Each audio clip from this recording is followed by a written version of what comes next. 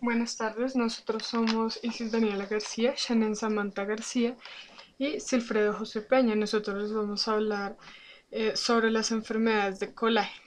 Estas son afecciones que comprometen el tejido conectivo y se producen por procesos autoinmunes, donde por algunas razones se producen anticuerpos que atacan al propio organismo. Las enfermedades de colágeno pues son crónicas y en su mayoría generan inflamación articular, entre otros síntomas comunes. Esta clase de enfermedades está caracterizada por algunos síntomas y signos, donde entre los más importantes se encuentran el dolor y el degeneramiento progresivo de las articulaciones y los tejidos blandos. Todo esto se traduce o se puede traducir en una reducción en la funcionalidad de las personas. Bueno, hablando ya de enfermedades, pues para empezar vamos a hablar sobre el lupus eritematoso sistémico. Esta es una enfermedad que, como su nombre lo indica, es sistémica y es generalizada. Se caracteriza por inflamación crónica y pues como ya se dijo, está dada por reacciones autoinmunes y los síntomas y signos se van a presentar en diferentes órganos, pero pues el más visible en esta enfermedad es la piel. Mm, En esta enfermedad, los órganos, los tejidos y las células sufren daños causados por adherencias de autoanticuerpos y complejos inmunitarios en cada uno de ellos. Bueno, en cuanto a la epidemiología, podemos decir que en la literatura encontrada dice que se presenta 13 veces más en mujeres que en hombres entre la segunda y la quinta década de vida. La prevalencia es de 40 entre cada 100.000 habitantes y se presenta más en personas afrodescendientes seguidas por las personas asiáticas. Hablando de la fisiopatología de la enfermedad, pues eh, para empezar con la etiología, se dice que se puede deber a factores hormonales, genéticos, ambientales e inmunológicos. Estos van a, según el mecanismo, van a generar efectos proinflamatorios que son los que van a empezar en sí desencadenando la enfermedad. Continuando con esto, pues el lupus eritematoso sistémico puede verse, como ya lo dije, a algunos elementos externos, como tratamientos anticonceptivos y fármacos que estimulan las respuestas hormonales y de ahí la respuesta proinflamatoria. También se dice que puede ser inducido por estrés emocional y actividad y activación de los factores que generan inflamación, desencadenando la enfermedad de esta manera. En cuanto pues ya al comportamiento del mecanismo autoinmune en las microestructuras, podemos decir que esto comienza con un no adecuado proceso de apoptosis. Apoptosis quiere decir muerte celular programada. Este se puede deber a una deficiencia en los macrófagos que van a fagocitar los linfocitos apoptóticos. Estas células apoptóticas que no fueron desechadas adecuadamente empiezan a crear señales proinflamatorias, al que van a responder los anticuerpos. Estas señales son presentadas por las células presentadoras de antígeno como elemento extraño en el cuerpo y los linfocitos van a empezar a atacar aquellas células presentadas y van a reconocer su complejo mayor de histocompatibilidad como extraño, pero este es propio. De esta manera existe un proceso de formación de autoanticuerpos. Estos autoanticuerpos van a reaccionar con los antígenos y producen complejos inmunes que van a circular y se van a depositar en los tejidos causando una serie de cambios bioquímicos y morfológicos. Estos se depositan en algunos lugares específicos y después estos son los que van a causar los signos y los síntomas característicos de la enfermedad. De esta manera va a empezar el proceso autoinmune que ataca los diferentes sistemas y que produce muchas manifestaciones que logran causar disfuncionalidad, como ya lo había dicho antes. Bueno, al momento del diagnóstico se debe tener en cuenta que en la persona tienen que estar 4 o más de estos criterios durante el proceso de la enfermedad para poder decir que la persona está está padeciendo lupus eritematoso sistémico. Tiene que tener exantema malar, exantema discoide, fotosensibilidad, aftas orales, artritis, serositis, nefropatías, hablando de proteinuria o cilindros celulares, es decir, proteínas o células en la orina, afectación neurológica como convulsiones o psicosis, afectación hematológica, em, hablando de leucopenia, trombocitopenia y anemia hemolítica, claramente un trastorno inmunitario y un aumento en los títulos de anticuerpos, que son sustancias producidas por el sistema inmunitario y atacan los tejidos propios del cuerpo. Ya vamos a explicar cada una de estas manifestaciones. El exantema malar es como un enrojecimiento o un eritema fijo em, sobre las regiones malares. En la imagen se puede ver cuál es la región malar y respeta los pliegues nasofaringeos. Generalmente se caracteriza porque es plano, es decir, no es erosivo. El exantema discoide son parches eritematosos, pero son elevados y se caracterizan por descamación. Entonces puede haber cicatrices y erupciones. La fotosensibilidad se refiere a exantemas o eritemas después de la exposición al sol. Las aftas orales son ulceraciones orales o nasofaringeas que generalmente no son dolorosas. También se puede caracterizar por serositis, más específicamente por pleuritis, inflamación y dolor de las pleuras de los pulmones, y pericarditis, que puede estar documentada por un ecocardiograma y eso lo diagnostica el médico. Con los síntomas y signos que hay que tener en cuenta para el diagnóstico de lupus eritematoso sistémico, puede haber otras manifestaciones clínicas o implicaciones que son variables, pero pues pueden incluir las siguientes. Son manifestaciones en la piel, en el sistema musculoesquelético, en el sistema pulmonar y cardiovascular, en el sistema renal, alteraciones hematológicas, neuropsiquiátricas y sistémicas. Bueno, en la piel, como ya lo dije, pues puede haber exantemas. En la imagen se ve como unas mariposas. Eso suele pasar porque en la enfermedad es característica que los exantemas aparezcan en forma de alas de mariposa, por eso se le suele llamar también lupus eritematoso sistémico en alas de mariposa. Existe despigmentación y erupciones cutáneas, no solo malares, así como también no solo en la cara, sino en diferentes partes del cuerpo. También puede generar alopecia. Las implicaciones y las manifestaciones clínicas musculoesqueléticas se caracterizan por artritis no erosiva. Estas son episodios de inflamación y tumefacción en las partes blandas y por lo general se presenta simétricamente en el cuerpo. Tiene mayor frecuencia en las rodillas, las caderas, las articulaciones de la muñeca, las articulaciones interfalángicas proximales. Puede haber deformidades en las articulaciones debido a las contracturas en las partes blandas y subluxación de las articulaciones. Pues encontramos que los procesos autoinmunes se dan más en las partes blandas, pero esto hace que haya un proceso de artritis en las articulaciones.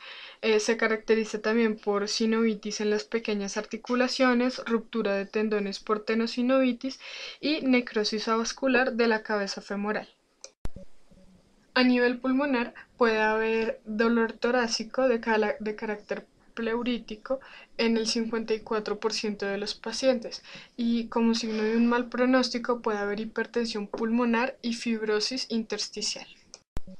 A nivel cardiovascular se puede presentar pericarditis, un soplo sistólico muy audible, el signo de positivo y vasculitis que causa microinfartos en los dedos. Como un mal pronóstico, la hipertensión. A nivel renal, como ya lo nombré antes, las anomalías en cuanto a la proteinuria, las células que pueden estar presentes en la orina y anomalías histológicas.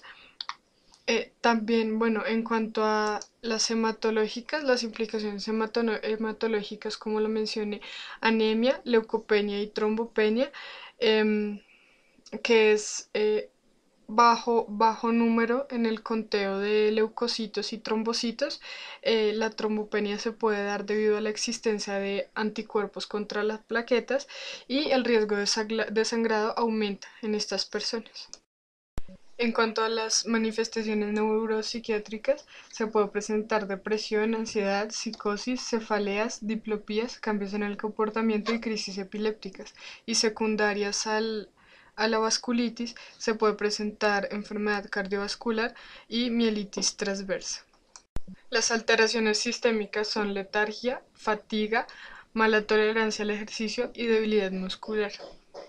Las categorías de la apta que se pueden ver afectadas en el lupus eritematoso sistémico son dolor, integridad tegumentaria, circulación, desempeño muscular, integridad de nervios craneales y periféricos, postura, rango de movimiento e integridad articular. En cuanto al tratamiento del lupus eritematoso sistémico, pues hay dos alternativas que son fármacos y fisioterapéuticos. Según los fármacos, se trata con antiinflamatorios no esteroideos para tratar el dolor de la artritis, inyecciones intraarticulares de esteroides y esteroides tópicos y antipalúdicos para la dermatitis y para mejorar el aspecto de la piel. Y en cuanto al tratamiento fisioterapéutico, se implementan ejercicios de fortalecimiento. Estos son ejercicios isométricos y principalmente se tienen que hacer en los músculos cercanos a grandes articulaciones para mantener la estabilidad. El trabajo de resistencia aeróbica para mejorar la capacidad aeróbica, pero hay que tener en cuenta que estos ejercicios no se pueden hacer en fase de exacerbación y se tienen que hacer cuando la hemoglobina está mayor a 11.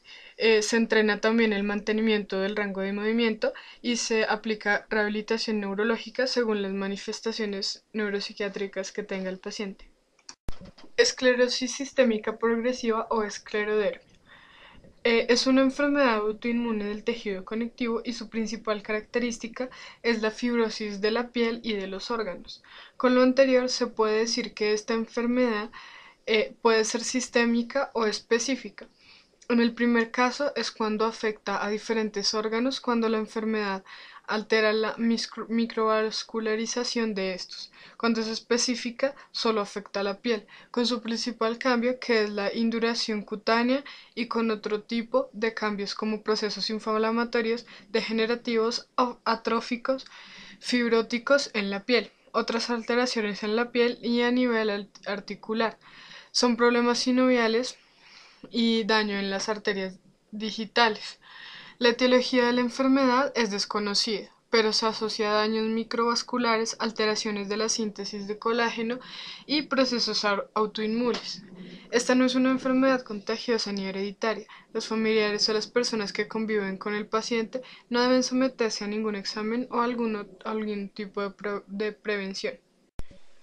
En cuanto a la etiología de la enfermedad, se desconoce qué agente lleva al desencadenamiento de esta acción autoinmune, pero el virus como el parvovirus B19 y el citomegalovirus se asocian con la enfermedad.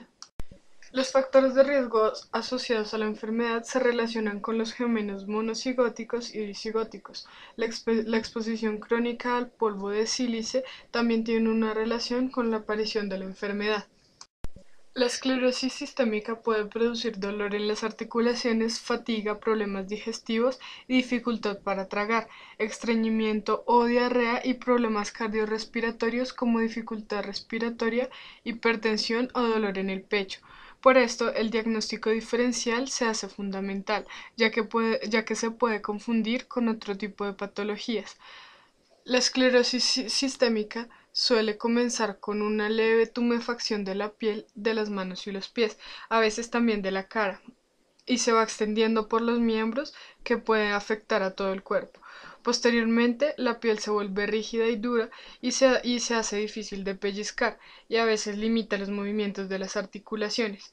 El principal síntoma manifestable es el conjunto de síntomas que se denominan el fenómeno de Raynaud, que son cambios de coloración en las manos que cuando se exponen al frío se vuelven excesivamente pálidas, después violáceas, se acompañan de un dolor u hormigueo.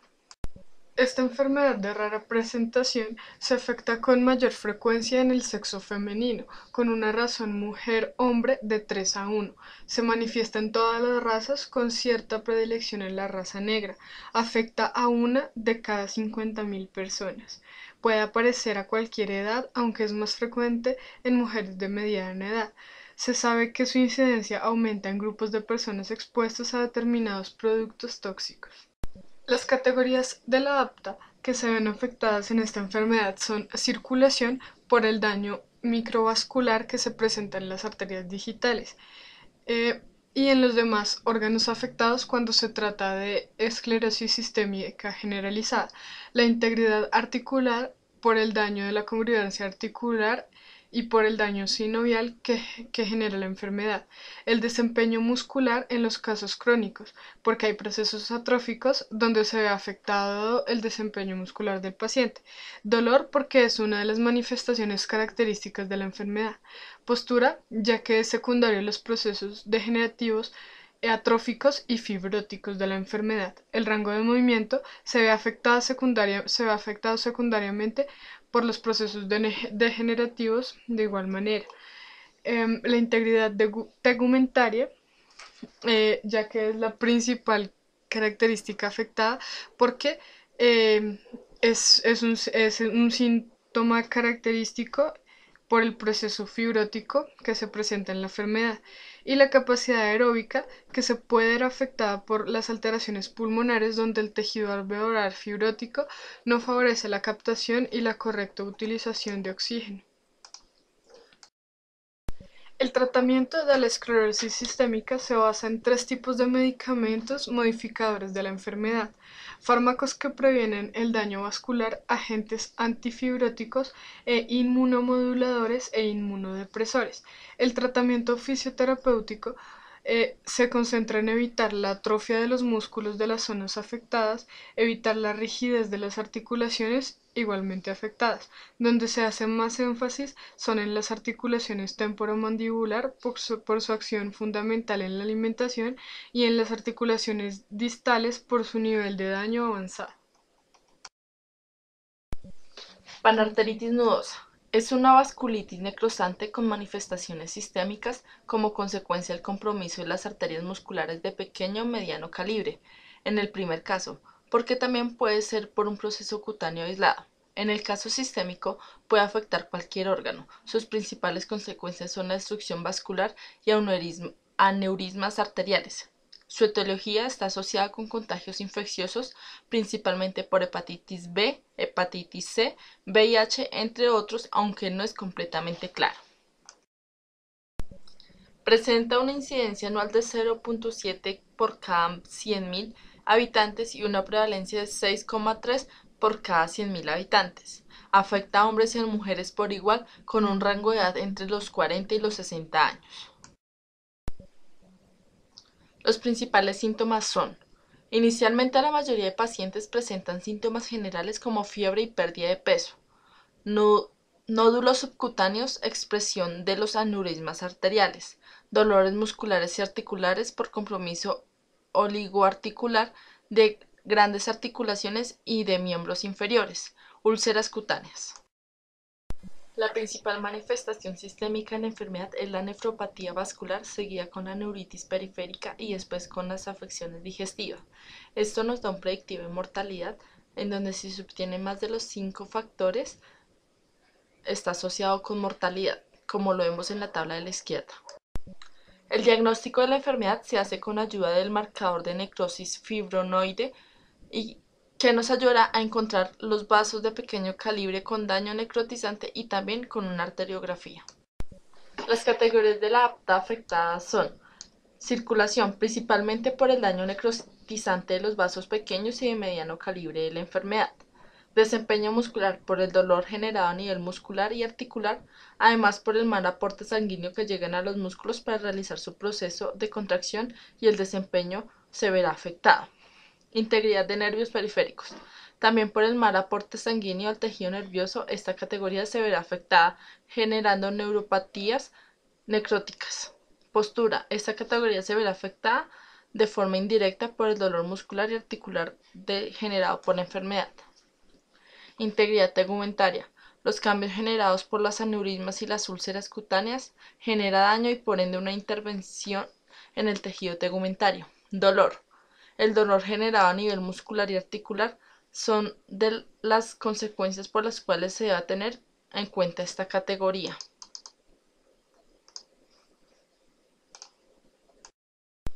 El tratamiento se diferencia principalmente si la enfermedad está o no asociada con la hepatitis B. Cuando no está asociada al virus de la hepatitis B, se basa en corticoides en altas dosis. Cuando está asociado al virus, se sugiere combinación de antivirales y corticoides. Dermatomiositis y poliomiositis. Estas son raras miopatías inflamatorias del músculo estriado esquelético. Se dan como resultado a un raro proceso autoinmune del cuerpo. La dermatomiositis, como su nombre lo indica, y a diferencia de la poliomiositis, presenta manifestaciones a nivel tegumentario. Existen diversas clasificaciones para la enfermedad y criterios de clasificación, pero las más utilizadas en la práctica clínica son las propuestas por Bohan y Peter, quienes la clasifican en 5 grupos diferentes: poliomiositis idiopática primaria, dermatomiositis idiopática primaria, dermatomiositis o poliomiositis asociada a neoplasia, dermatomiositis o poliomiositis infantil asociada con vasculitis, poliomiositis o dermatomiositis asociada con enfermedades del colágeno vasculares o síndrome de superposición.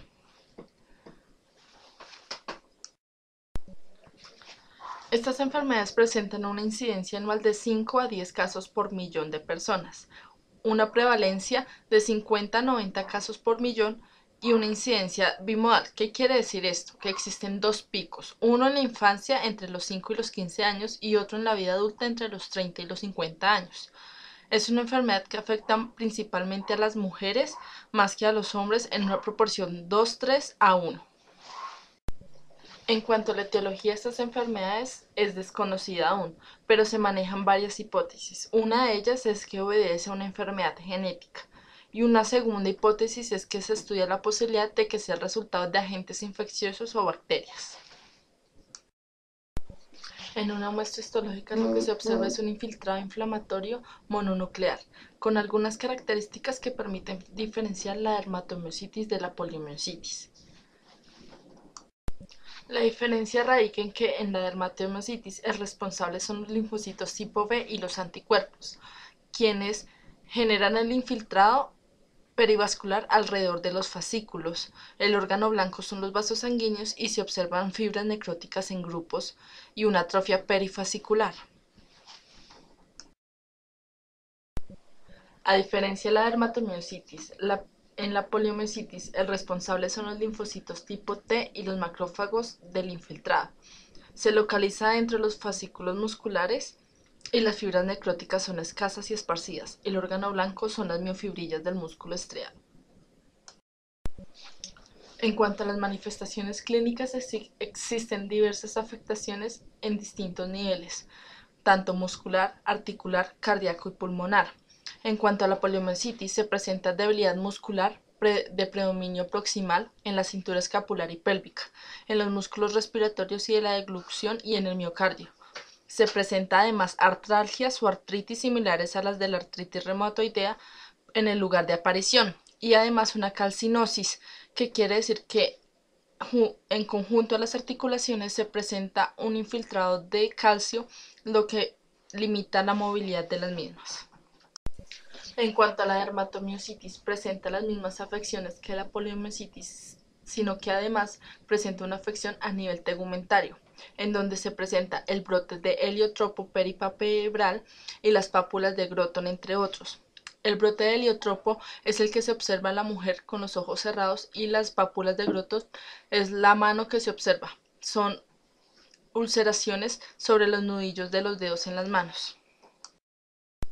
En cuanto al diagnóstico, se basa en los signos clínicos, sino que además incluye exámenes paraclínicos como muestras de laboratorio, biopsias y electromiografía. La siguiente tabla muestra los criterios de diagnóstico para la dermatomiositis y la poliomiositis. Se encuentra la debilidad muscular proximal, que la evalúa un fisioterapeuta, las enzimas sarcoplásmicas elevadas, entre las cuales está la CPK o creatinfosfoquinasa, que se evalúa a través de pruebas de laboratorio, los cambios miopáticos en las electromiografías, que son los cambios en los potenciales de acción, que se evalúa a través de una electromiografía. También se encuentra una biopsia muscular, la cual evalúa la degeneración de las fibras musculares, y las pápulas de Groton y heliotropo, que son manifestaciones clínicas de la dermatomiositis. La presencia de los primeros 4 criterios hacen referencia al diagnóstico de poliomiositis. Si hay cambios característicos en la piel, se diagnostica dermatomiositis. En cuanto al tratamiento de la dermatomiositis y la poliomiositis, se encuentra tratamiento farmacológico y no farmacológico.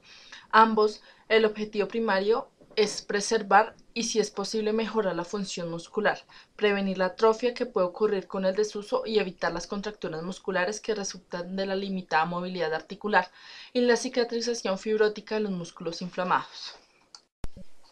El tratamiento farmacológico incluye el uso de corticoides con el fin de evitar la progresión de la enfermedad y la inflamación y agentes inmunosupresores como el medicamento que observamos en la imagen. El tratamiento fisioterapéutico depende de la fuerza muscular y la fase de la enfermedad. Existen 4 fases de la enfermedad. Una fase aguda, donde la inflamación y la debilidad muscular es elevada, se utiliza la elongación de los músculos para evitar contracturas, el paciente en cama y con reposo absoluto, y las articulaciones deben movilizarse en todo el rango de movimiento con ejercicios pasivos.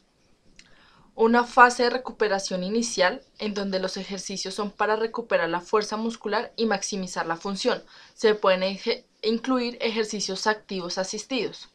Una fase de recuperación final, donde se añaden ejercicios isotónicos con pesos ligeros, y una fase crónica, donde se incluye ejercicio aeróbico al 60% del VO2 máximo.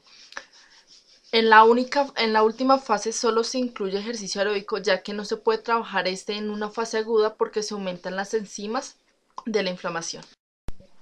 En cuanto a las categorías de la apta que se ven comprometidas en esta enfermedad son el desempeño muscular, dado por la debilidad muscular que presentan los pacientes, circulación, ya que son los vasos sanguíneos los que se afectan con la inflamación, la integridad articular, ya que se presentan características de la artritis, la integridad tegumentaria gracias a las manifestaciones clínicas como las pápulas de Groton, postura y dolor. Enfermedad mixta del tejido conectivo. Es una enfermedad autoinmune considerada como un síndrome de solapamiento. Esto porque presenta manifestaciones clínicas de diversas enfermedades como el lupus eritematoso sistémico, la esclerosis sistémica o esclerodermia, la poliomiositis, la dermatomiositis, la artritis reumatoidea o el síndrome de Sjögren. Esta enfermedad predomina en mujeres en una proporción de 9:1 con los hombres, especialmente entre los 30 y los 40 años de edad, y no existen datos exactos de la prevalencia, pero se estima que es más frecuente que la poliomiositis y la dermatomiositis y menos que el lupus eritematoso sistémico. En cuanto a la fisiopatología de la enfermedad mixta del tejido conectivo, existe una fuerte asociación con la presencia del complejo mayor de histocompatibilidad alterado, y gracias a esto se da una respuesta leucocitaria a los linfocitos tipo T que atacan el tejido conectivo. En sus manifestaciones, presenta manifestaciones ya antes mencionadas como las de las diversas enfermedades. Presenta afecciones musculoesqueléticas como artralgia, debilidad muscular proximal o tenosinovitis. También presenta manifestaciones cutáneo-mucosas como el fenómeno de Raynaud, exantema malar, alopecia, eritema heliotropo, pápulas de Groton, entre otros, y también manifestaciones cardiorrespiratorias como miocarditis, endocarditis y derrame pleural. Con el tratamiento hay 2 tipos de tratamiento. tratamiento farmacológico y tratamiento fisioterapéutico. En el farmacológico, el uso de corticoides para evitar el progreso de la enfermedad y medicamentos inmunosupresores para lo mismo. El tratamiento fisioterapéutico, teniendo en cuenta las fases de exacerbación de la enfermedad, se puede hacer trabajo muscular o trabajo aeróbico. Finalmente, en cuanto a las categorías de la apta afectadas en esta enfermedad son el dolor, la integridad tegumentaria, circulación, desempeño muscular, integridad de nervios craneales y periféricos, postura, rango de movimiento, integridad articular.